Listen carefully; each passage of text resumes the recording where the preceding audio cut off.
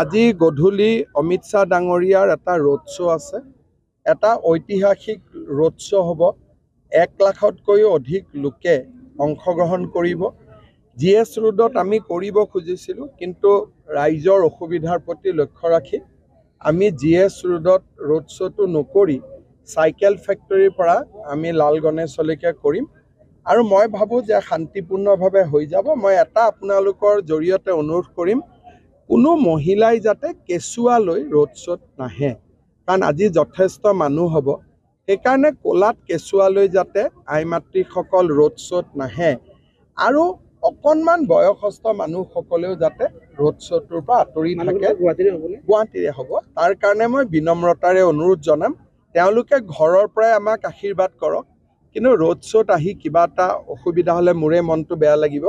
আৰু বহুত সময়ত মই ৰোড শ্ব'ত দেখোঁ যে কোলাত কেঁচুৱা লৈ মহিলাসকল আহে, আৰু শিশুটোৱে কষ্ট পায়। আৰু ইমান মানুহৰ লগত থাকিলে নিশ্বাসতো বহুত বেমাৰ আজাৰ শিশুটোৰ শৰীৰলৈ গুচি যায়। সেইকাৰণে মই বিনম্ৰতাৰে সৈতে অনুৰোধ জনাম, গধূলি যাতে কোলাত কেঁচুৱাক লৈ কোনো যাতে ৰোড শ্ব'ত নাহে, আৰু চাকি বন্তিও যাতে নানে, কাৰণ জুই লাগি যাব পাৰে। অলপ সাৱধানতা অৱলম্বন কৰিলে ভাল, কাৰণ ৰোড শ্ব'খন ঐতিহাসিক হ'ব। আজি গধূলি অমিত শ্বাহ ডাঙৰীয়াৰ এটা ৰোড শ্ব' আছে। এটা ঐতিহাসিক ৰোড শ্ব' হ'ব। 1 লাখতকৈও অধিক লোকে অংশগ্ৰহণ কৰিব।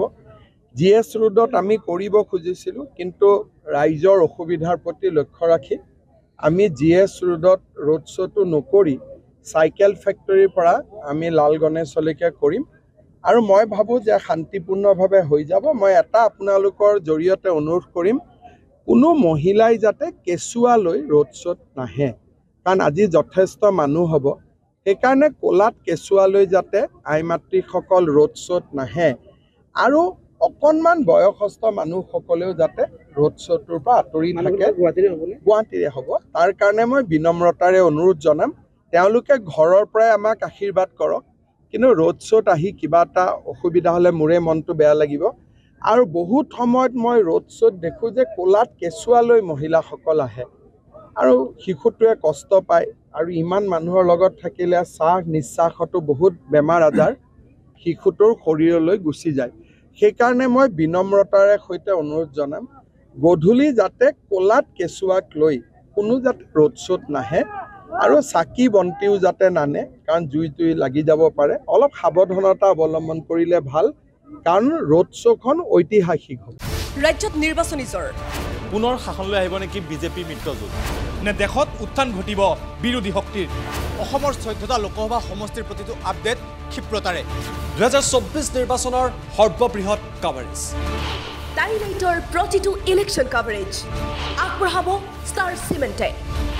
Powered by Datamation.